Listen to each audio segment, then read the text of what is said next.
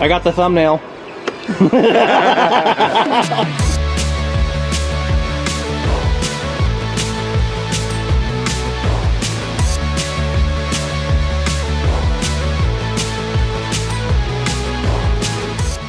Perfect. Before we get too much into this, Jaiden, what are we doing?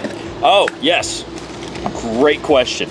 We are doing a E85 kit from Advanced Fuel Dynamics, and we have Ryan here to talk about it. Yeah, so we offer pretty much 3 different configurations for these. So I'll start with the stock one you mentioned.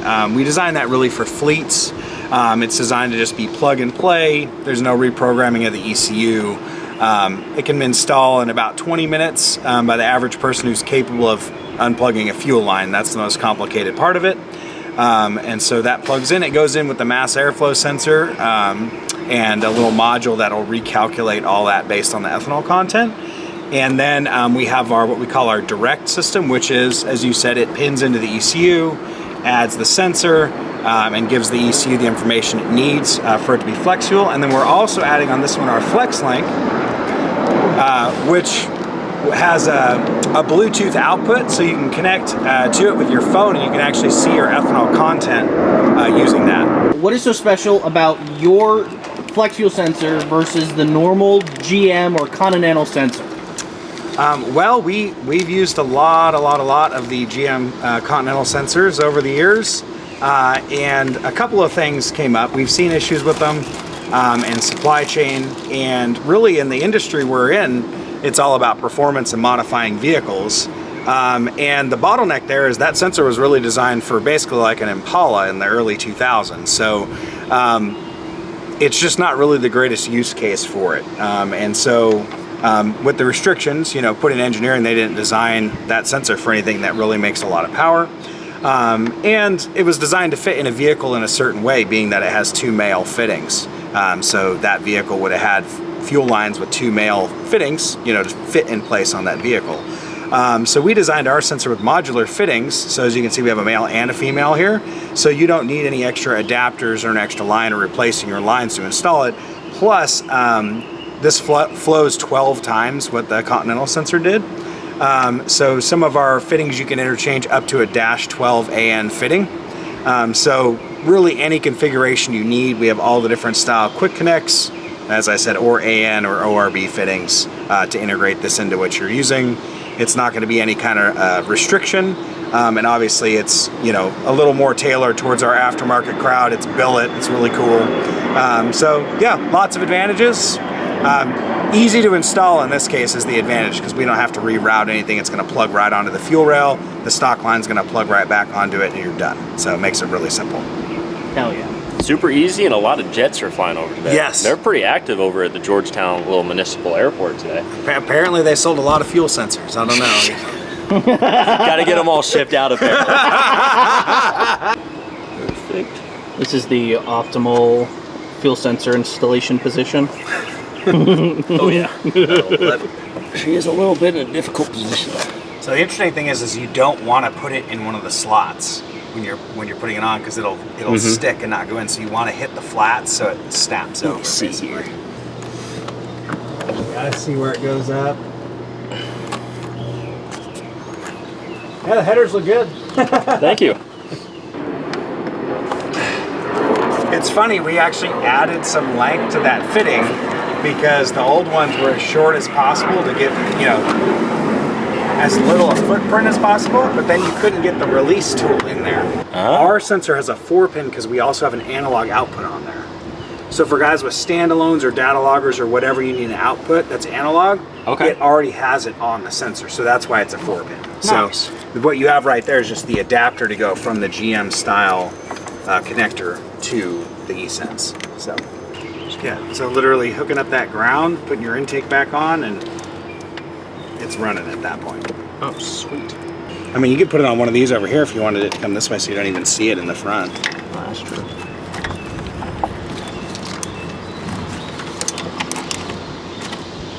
And these ones are a little less finicky, like obviously because this is working with the factory ECU, so your grounds are all similar. The units that have their own control unit, the ground is super important. Yeah. Oh, so it goes just right here? Yeah, correct. And then you'll probably run this right over where you did that ground and just have this sit behind your air box basically. So Okay, sweet. yeah, so just plug that right in there. This one goes Route there. that guy. This one goes And then we'll hide this wherever you want. here. And honestly, having it back there by your brake booster or something is pretty good because this signal's got to go through the firewall. So if you have it like way up here by the headlight, sometimes it won't connect. And this probably just run right alongside of here.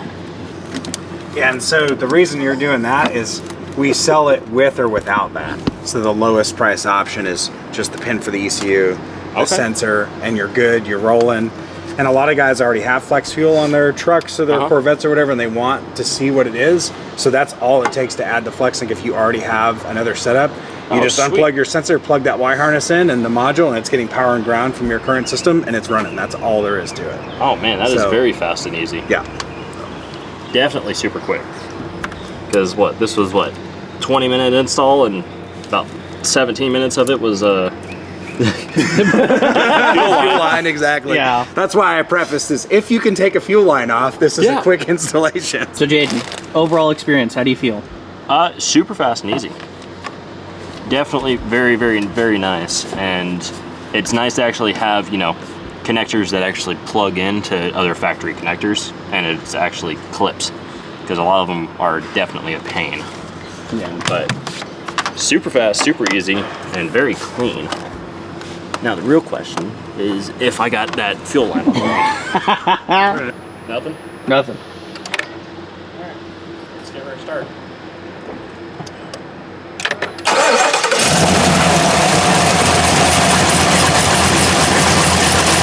So make sure you guys are in, get the ProFlex Connect app. There you go. There it is. Click on that.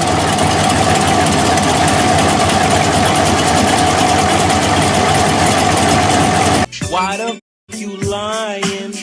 Why you always lying? Alrighty, so you may have saw in the last clip that was showing 100% ethanol, and that was not what it should be showing. It should have showed like less than 10% what you normally get in your pump gas. And what we found, I don't know if we'll be able to put up on camera. Yeah, there was something got in there. Yeah, there's a piece jammed between the two rings right now on the inside, and that's shorting it out. So once we pull that out, it'll be rocking and rolling again. So Why is this also important that we can put this sensor back in? the older sensors that from Continental and GM, they would short out and they're failed. Like there's no bringing them back. This, you clean it out, you're good to go. So that's part of the design change that we did, was to make sure that if you get contamination or debris for some reason, you don't just go have to buy a new sensor. So we'll just clean it and be ready to go again. Pressurized. Go ahead.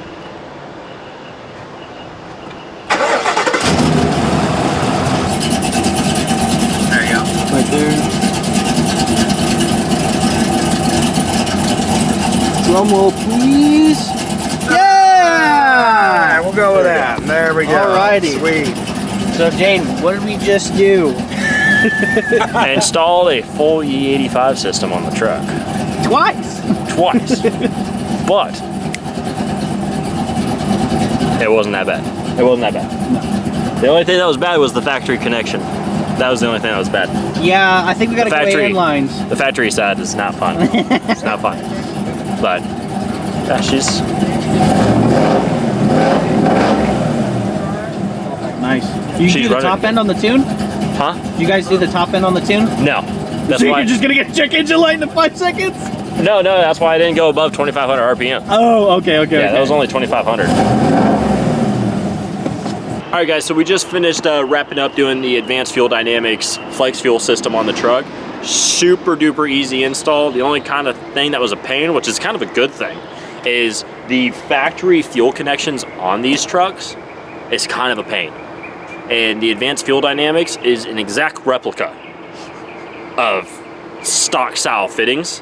So it's a little bit of a pain, but we got it all sorted. We got it all figured out. We ran into like one little tiny issue, but we got all that sorted out. And as soon as this thing's done getting tuned, it's gonna be ready to rip on E.